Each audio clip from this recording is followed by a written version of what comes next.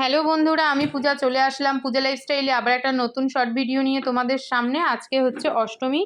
অষ্টমীর একটা ভিডিও তোমাদের সাথে আগে শেয়ার করেছি, সেটা হলো অষ্টমীর সকাল, যেটা দিয়েছিলাম হলো অঞ্জলি, আমি আর গণেশ। আর এটা হলো অষ্টমীর বিকেল। আমরা সাধারণত অষ্টমীর দিন সারাটা দিনই কিন্তু বাইরে কাটাই, মানে অঞ্জলি দেওয়ার পর রেডি হয়ে আবার বেরিয়ে যাই তিনজনে সারাদিন। সেদিন কলকাতা ঠাকুর দেখে সন্ধ্যাবেলা খাওয়া দাওয়া করে বাড়ি ফিরি। প্রায় অনেক বছর ধরেই এটা করছি, কিন্তু এবছর একটু মানে রুট চেঞ্জ করা হয়েছে, কারণ এই বছরটায় সত্যি কথা বলতে শরীরটা কারোরই ভালো নেই। গণেশেরও সেরকম একটা শরীরটা ভালো না, ওদিকে মনার তো শরীর খারাপ, মনার ওষুধ চলছে।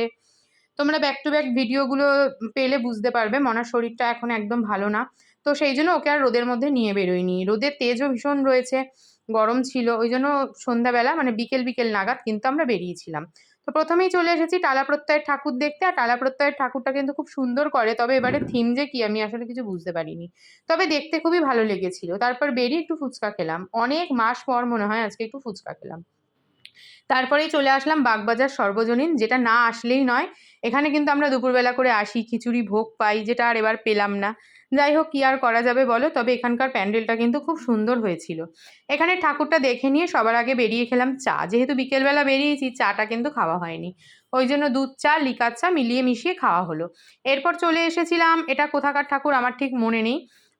যাই হোক, শ্রীভূমি, সন্তোষ মিত্র এগুলো তো আগেই দেখে নিয়েছি, তাই ওগুলোকে আর দেখবো না। কাশী বসলেন, তোমার দমদম পার্ক, এই এই যে এগুলো সমস্ত দেখার ইচ্ছা। চেতলা অগ্রণী, তারপর কলেজ স্কয়ার, এই টুকটাক সমস্ত ঠাকুর দেখে নিয়ে বাড়ি ফেরার পালা। আর তার আগে একটু খেয়ে নিয়েছিলাম হলো এগরোল। খাওয়া দাওয়া করে নিলাম। আর মনার যেহেতু শরীর ভালো না, এবার আর বেশি রাত করেও ঠাকুর দেখতে যাব, মানে বেশিক্ষণ রাত্রির করবো না। গণেশ বললো যে তাহলে চলো বাড়ির দিকে যাওয়া যাক, কারণ এখন প্রায় বেজে গেছে রাত্রির 11:30 মতন। এবার 11:30 বাজে, এখন আমরা যাবো একটু খাওয়া দাওয়া করতে। ব্যাস, খাওয়া দাওয়া করতে এসে তো এখানে যা ওয়েটিংয়ে থাকতে হয়।